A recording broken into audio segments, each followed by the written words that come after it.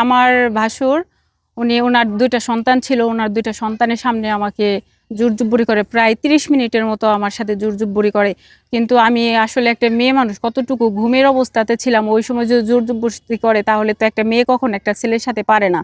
তো না পারাতে ওনার 2টা সন্তান, ওনার মেয়েটার বয়স প্রায় 10 বৎসর, তো ওই মেয়েটার সামনে আর ছেলেটার বয়স 3 বৎসর, ওই তাদের সামনে আমাকে যে এরকম ভাবে উনি আমার সাথে জোরজবরদস্তি করলো। ওনার বাচ্চাগুলা সাইডে যে ছিল, আমি বারান্দাতে ছিলাম, বারান্দাটার বেড়া ছিল না, শুধু পর্দা ছিল। আমার নাম রুজিনা, হচ্ছে যে আশরাফুল আমার হাজবেন্ড। ওর সাথে আমার অতি কুয়েতে ছিল, আমি সৌদিতে ছিলাম, আমি একজন প্রবাসী, ও একজন প্রবাসী। তো ওর সাথে আমার অনলাইনে পরিচয় হয়, পরিচয় হওয়ার পরে ও আর কি অনেক দিনের মধ্যে সম্পর্ক চলাকালীন ও ওদের বাড়িতে জানায় যে আমি মেয়েটাকে বিয়ে করতে চাই বা বিয়ে করব। এই বিষয়টা নিয়ে ওদের বাড়িতে আলোচনা হয়, পরিবারের সবার সাথে আমার কথাবার্তা হয়, সাক্ষাৎ হয়, সবার সম্মতিতে আমাদের বিয়েটা হয়। হওয়ার পরে হচ্ছে যে হঠাৎ করে উনি বলে যে কাবিন টাবিন করবে, পরে কাবিন করে। বাংলাদেশ থেকে ওনার ফ্যামিলির থেকে আমার ফ্যামিলির কেউ এটার বিষয় জানতো না বা ওনারা রাজি ছিল না, যে গফরগাঁওয়ের লোকগুলো ভালো না, এদের সাথে এই সম্পর্ক হবে না। এই বিষয়টা নিয়ে আমার ফ্যামিলি রাজি না। তখন ওনারা বলতেছে ঠিক আছে, তোমার ফ্যামিলি যখন রাজি না, আমরাই বিয়ে করাবো। তখন সম্পর্ক করছি, তারপরে করার পর হচ্ছে যে ওনার সাথে আমার বিয়েটা হয়। হওয়ার পরে বাংলাদেশ থেকে ওনার ভাবি ভাই কাবিনের কাগজ টাগজ কইরা উনি ওখানে পাঠায়। পাঠানোর পরে সৌদি আরবে হচ্ছে যে কাবিনের কাগজটা উনি পাঠায়, আর কুয়েতেও পাঠায়। পাঠানোর পরে ওইটা আমরা ওখানে সাবমিট করার পরে 1 মাস হচ্ছে যে মক্কাতে অবস্থান করি। উনি কুয়েত থেকে সৌদি আরবে যায়। 1 মাস থাকার পরে উনি বলে যে আমার তো আছে, ওয়ার্ক পারমিট আসছে, আমি ইউরোপে যাব, তো আমার কিছু টাকার দরকার, মানে 13-14 লক্ষ টাকা লাগে ওনার যাইতে। তখন আমার কাছে 22,500 রিয়াল ছিল। তো আমি বললাম যে ঠিক আছে, এটা নিয়ে তুমি যাও। পরে আমি ওনাকে 22,500 রিয়াল টাকা ওখানেই দেই, ওই মক্কাতেই দেই, হজ করার সময়ই দেই।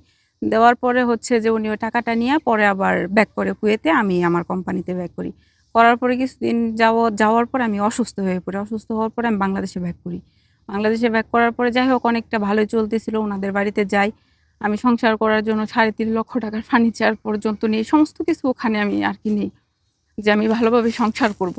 করার পরে উনি ওনার ভাবি আর ভাইদের কথা শুনতো। শোনার পরে উনিরা যা শুধু টাকার ডিমান্ড, শুধু টাকার ডিমান্ড, মানে তাদের টাকা দিতে হবে, টাকা লাগবে, এটা শুধু বলতো। পরে আমি বলতাম যে আমার কাছে তো এত টাকা নাই।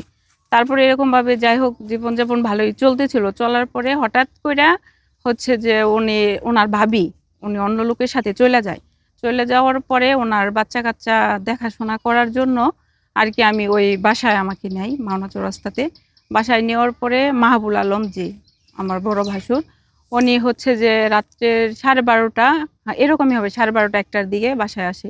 আসার পরে উনি একজোপরে মানে আমার সাথে অনেক কথাবার্তা বলে, অশ্লীল ভাষা-টাষা বলে। বলার পর আমি বলতেছি যে আপনি আমার ভাসুর লাগেন, এগুলা কি বলতেছেন? এটা বলার পরে উনি বলছে যে ঠিক আছে তুমি ঘুমাই যাও, আর কোনো কথা বলবো না। এটা বলার পরে উনি প্রায় হচ্ছে আমি ঘুমাই যাওয়ার পরে 1-1.5 ঘন্টা পরে আবার আসে। আসার পরে তারপরে হচ্ছে যে উনি আমাকে এরকম মানে একরকম কুত্তার মতো ঝাঁপাইয়া পড়ে। ঝাঁপাইয়া পড়ার পরে প্রায় আধা ঘন্টা, হ্যাঁ, আধা ঘন্টা এরকমই হবে।